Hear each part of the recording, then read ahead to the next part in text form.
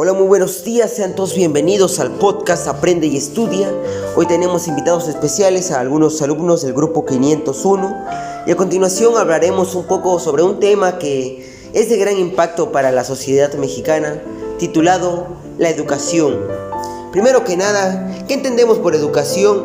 Podemos decir que la educación es todo proceso que facilita el aprendizaje o la adquisición de algún conocimiento, así como pueden ser habilidades, valores, creencias, hábitos, entre otras cosas. Una vez entendido esto, podemos decir, ¿existe una educación en México? Bueno, los dejamos con estos chavos que a continuación cada uno expresará libremente lo que piensa y según la información que recabaron, será lo que hoy se explique. Dígame, joven Natanael, ¿qué piensa usted? ¿Cuál es su opinión? Mi opinión sobre la educación en México la obtuve gracias a la información que recabé, la cual dice que 33.6 millones de personas comenzaron sus estudios. Sin embargo, el 2.2% de la población no la concluyó por problemas personales y el 8.9% no la concluyó por falta de economía o de recursos, lo cual nos hace pensar que la educación en México es carente y el sistema educativo conformado por el nivel básico, medio superior y superior tienen problemas, en general enfocado en las áreas rurales, ya que en estas áreas la educación es carente, es insuficiente, desigual y su calidad es incierta debido a las carencias en mediación e información. Pero no todo es malo. También como ventajas que nos puede brindar la educación en México sería la amplia y diversa oferta educativa en el país, facilidad de acceso a las universidades, la vinculación con universidades e instituciones de educación superior en el extranjero, riquezas cultural, apertura a la pluralidad e innovación y la fraternidad de sus estudios y casas de estudio. Mi opinión sobre la educación en México es que es buena y es mala, que no todo está perdido y que se puede mejorar. Bueno, entendiendo un poco lo que nos dijiste, podemos decir que el cambio debe comenzar en nosotros mismos como personas, ya que si tú pones el ejemplo, alguien más te seguirá para formar una cadenita y que este cambio sea completamente verdadero, ya que desgraciadamente, en efecto, el sistema educativo en nuestro país es deficiente en comparación a grandes potencias. Bueno, seguimos con la señorita Alejandra Vargas Espinosa. Dime, según la información que recabaste, ¿qué me puedes decir al respecto? La educación en México tiene varias complicaciones, es insuficiente, desigual y su calidad es incierta. Debido a las características en medición e información, esas características se profundizan entre más alto sea el nivel escolar y varían dependiendo de la región geográfica.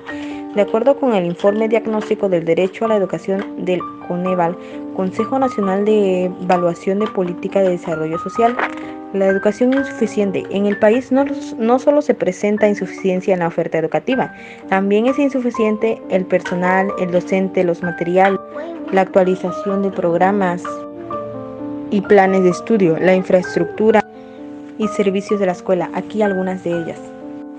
En la educación primaria, solo 4 de cada 10 escuelas cuentan con computadoras e internet para alumnos.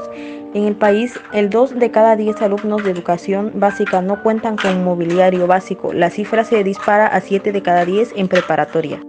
En el paso de la educación secundaria a la media superior se pierde a cerca de 2 millones de alumnos matriculados en escuelas públicas. El 25% de las plantillas docentes en primaria y secundaria están incompletas.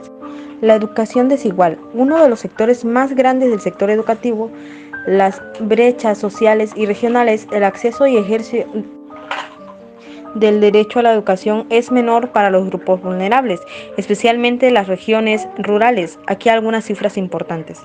En México, alrededor de 1.4 millones de niños y jóvenes en edad estudiantil invierten tiempos excesivos a traslado de sus instituciones. El 36.2% de los profesores de primarias indígenas no cuentan con programa de estudio. El nivel más alto de demora en entrega de libros de texto gratuitos se presenta en escuelas indígenas. En la educación primaria indígena hay 21.8 alumnos por cada docente.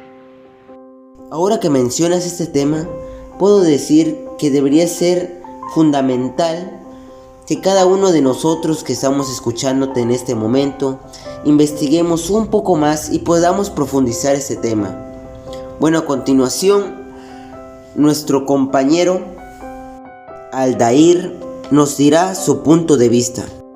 Mi opinión sobre la educación en México es que hay pros y contras. Dentro de los pros, del artículo 3 de la Constitución Política establece que la educación que imparte el Estado deberá ser obligatoria, universal, inclusiva, pública, gratuita y laica. Dentro de los contras sería que la educación en México es insuficiente, desigual y la capacidad es difícil de medir ciertas las características de medición e información. La educación media superior solo se tiene una capacidad escolar por cada 1000 jóvenes a escala nacional por cobertura nacional. Para los adultos solo alcanza el 5.4% de la población potencial, lo cual es muy alarmante. En conclusión, la educación en México no es buena ni mala, sin embargo, está mejorando, ya que en los últimos años se ha visto el gran impacto que ha tenido la educación hacia las personas, porque hace unos años la educación era pésima y algunas personas no podían estudiar o no tenían la capacidad de hacerlo. Entonces nos damos cuenta que la educación va mejorando. Tal vez, en mi opinión, es que la educación en México no es buena, pero vamos mejorando poco a poco. Es agradable ver cómo estos jóvenes se esforzaron en la investigación y cómo comparten sus conclusiones cada uno de ellos. A continuación tenemos a la señorita Yesenia Ferrer, que será la última participante en exponer lo que recabó de información. Según mi investigación, puedo recalcar que de los más de 5 millones de estudiantes inscritos en alguna de las modalidades de la educación media superior para el ciclo escolar 2016-2017, más de 1 millón abandonaron sus estudios o no cumplieron con los requisitos para aprobar el grado escolar.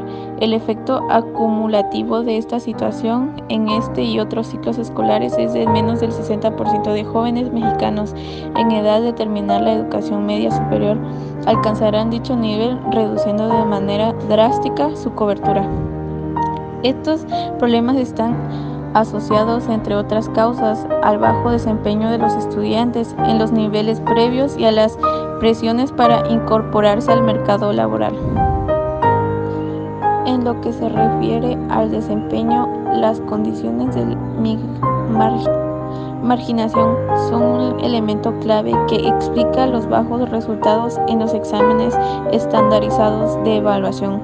A menores ingresos, mayor abandono escolar. Muchas gracias, Yesenia.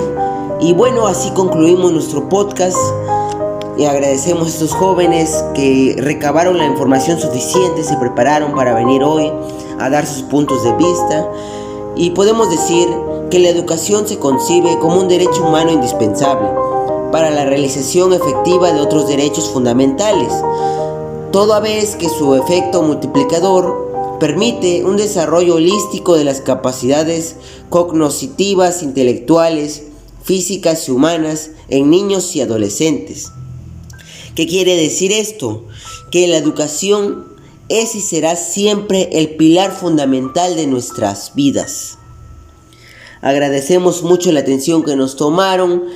Se despide su amigo Norberto y este fue el podcast Estudia y Aprende.